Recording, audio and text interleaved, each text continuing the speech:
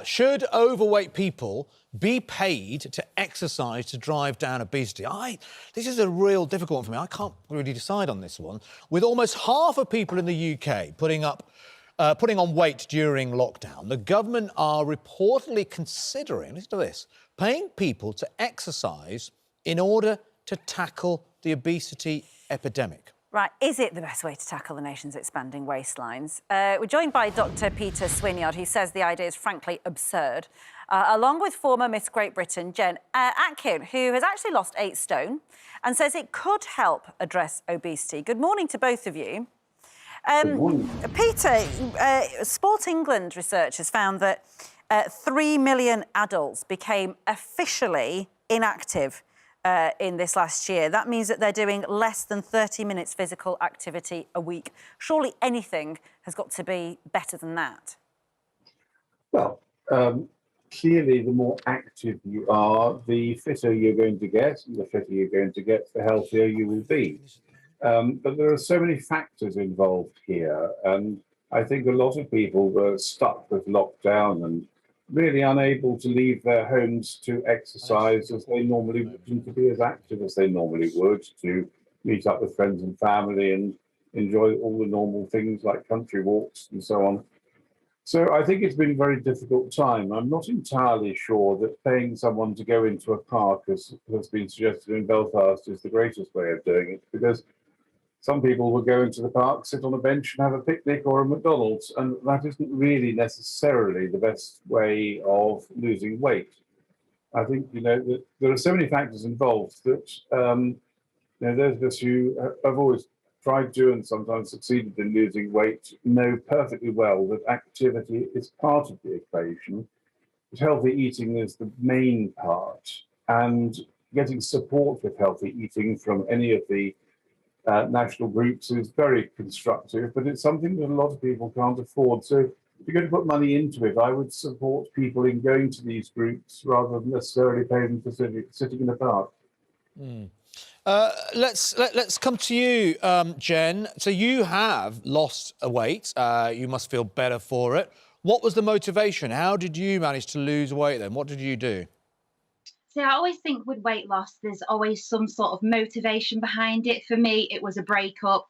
Obviously, that's not the case for everyone, but there needs to be some motivation behind losing weight and getting active and getting fit. And I think this is a great incentive. It's a great scheme to get people give people that little push to get motivated, to get them out, to get them active. And we all know that if you're active, if you're healthy, there's less risks of diseases, there's less risks of bad health, problems and things like that. And therefore, if we do this scheme and people are healthier, there's going to be less pressure on the NHS, which we all know has been such a godsend to us. We're so lucky to have the NHS. And I just think if we do this scheme, the NHS will have less pressure, people will be more healthy, adults will be more healthy, and therefore passing it down to their children. And just Jen, but are we training people to think, well, you have to be money motivated, and that's perhaps another illness in society, that actually we should be encouraging people to be healthy because it's good to be healthy, not to be healthy because you might have a bit of extra money in your pocket. Also, what happens when you stop paying them? But also, we need to combat other incentives, such as fast food chains that are having these incentives of buy some fast food and we'll give you prizes, such as these monopoly things. We have to go against schemes like that. And I think this money incentive is just a little push in the right direction. Initially, people think, oh, yeah, a little bit of extra money for doing some fitness. People will start doing the fitness, get their endorphins going. They'll fall in love with fitness and live a longer, healthier, better life. I just think people just need that little initial push. I think it's going in the right direction. It's interesting because this is, as you just mentioned there, it's to do with this Belfast City Council idea. It's to do with an app that's going to come in mid-April, and for 5 hours in the particular park, earns a person 10 civic dollars. Now, you can't cash that in for money, but you can buy a public transport voucher, for example. 15 hours in the park equals to 30 civic dollars, and that could be worth a free gym membership for 1 month. Now, that, to me, sounds quite interesting, that you could... It's not necessarily money, but it is a way, Peter, of like you say, we have nectar points, we have all these other different sort of loyalty cards, don't we, that people use for air miles and so on. It's kind of the same, isn't it? It's sort of go there and we can cash it and you can use it for something that is valuable in another part of your life. Well, yes, I take the point on that, but it is slightly absurd to me that if you sit in a park for 5 hours or whatever, you can get a free public transport ticket, which means you don't even need to walk to the next place. So there is a bit of sort of odd thinking going on here. I think on a broader scheme, it's quite clear that some people need help to lose weight. And I think all of us who have fought this battle over the years need help and support. And the national groups, the Slimming Worlds, the Weight Watchers, they're different groups. They do it slightly a different way, but it still works. It really works. And, you know, with one of those groups, I lost 5 stone up until lockdown. Then I sort of kind of gave up during lockdown, but I'm back on it again for the last 2 months, and another 2 stone has disappeared, thank goodness. Congratulations. I mean, the thing what this scheme highlights essentially is that the obesity problem is so complex and it's so individual that it almost seems that any sort of grand scheme, there's always going to be a way of saying, well, that doesn't work for most people, or that doesn't work for those people. It will always work for somebody. But you're absolutely right. You're absolutely right, Amber. And one of the problems is that I think a lot of young people are not taught how to cook healthy food. And when I was in practice up until very recently, I often used to spend some of my consulting time teaching young mums how to put together a healthy, inexpensive meal for them and their families, where they would normally just get a convenience pack from the supermarket. And I could explain very quickly how to get something really tasty and healthy and easy to do, fit it in with their lifestyles.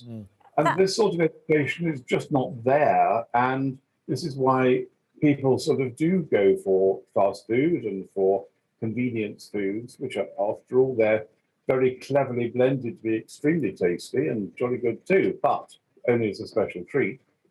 And I agree with that to some extent. I completely agree with that to some extent. I do think we need more education and help on like the eating and the cooking healthier. But the facts are that people are obese, people are overweight, and we need to do something. And I think with this scheme, it's better to do something like that than do nothing at all. Nothing in the past has worked. The obesity rates are getting worse and worse. People are teaching their children that just sitting on the sofa all day is normal, and it's not. We need to do something now, and bringing a scheme in like this, making people motivated and making people and forcing them to get out and do fitness is the right way forward. And I think we need to start now. And I wish this scheme had come about before lockdown to make people get out even more, and maybe people would have been more active during lockdown. And I mean, there's so many different factors to fitness. I know you're saying healthy eating is the biggest part of weight loss, but with fitness, it's not just weight loss. There's so many benefits that you get with that, with mental health, and we all know the struggle of lockdown, and it's affected so many people's mental health as well as their physical health. Okay. Yeah, but lovely to talk to both of you. It's interesting, the chap who's the founder behind the app, of course, would say this, but he says people don't have to be running or jogging around the park. They can go and sit on a park bench, enjoy the mindfulness, enjoy the birds singing, and hopefully the sun, and they can still earn civic dollars for doing that. Yeah. I mean, that's the interesting bit about it, isn't it? That it's not necessarily, as you said, Peter, about actually running around the park. Thank you to both of you. Yeah. Just quickly, Dr. Swinyard, it's great to hear that you're looking after your own health. And what's your plans now? What are you going to try and do to lose a little bit more weight? What are you going to do now in the next few weeks? I am continuing to eat healthily, to cook good food using basic ingredients. It's effectively, I'm on a very low-fat diet, and that helps me a great deal. Different things for different people, but I'm eating lots and lots of fruit and vegetables. I'm cooking from scratch, and I'm really, thankfully, now that I'm retired, I've got time to do it. Yeah. And I'm really enjoying that. All right. Thank you. Thank you both for joining so much. Jen Atkin, thank you. I know I do eat Shop Save, which is coming back this year, but that is literally what we talk about. It's about cooking from scratch, batch cooking on a Sunday, making lists. You know what I mean? It's all the basics that actually I think most of us don't really do unless you really concentrate on it. And people do always lose weight with it. It's about not the extremes, is it? I know. I mean, I don't have necessarily a weight problem, but I know that there was a time, being a single guy, I used to eat a lot of ready-made meals. Right, and all the takeaways we've been doing. I've stopped doing that. I started cooking, and I know it's made a big difference to my health. Yes, exactly, and I think that's it. And I think that idea, I didn't really learn to cook at school at all, and never had a single cooking lesson. And I think that is partly the problem, isn't it?